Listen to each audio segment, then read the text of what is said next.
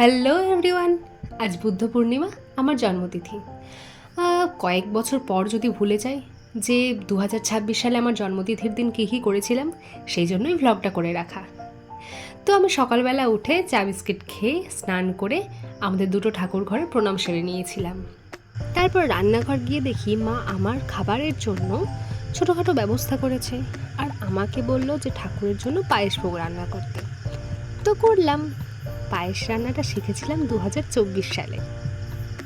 সে যাই হোক, তারপর ব্রেকফাস্ট নিলাম। ব্রেকফাস্টে মা একটা বানিয়েছিল সুজির রেসিপি, আর সসটাও আমাদের বাড়ির তৈরি। দুপুরবেলায় অনেক কিছুই রান্না ছিল, আমার সব ফেভারিট। বিকালবেলা চলে গিয়েছিলাম হনুমানজি তলা, মাসের মায়ের তলা এবং মনসাতলায় ঠাকুর প্রণাম করতে। সন্ধ্যাবেলা গিয়েছিলাম বিন্দুবাসিনী মায়ের কাছে আরতি দেখতে। তারপর কালী পুজো দেখতে গিয়েছিলাম, কারণ বাবা পুজো করছিল জেঠুর বাড়িতে। তো চলো, আজকের ভ্লগটা এই পর্যন্তই। টাটা।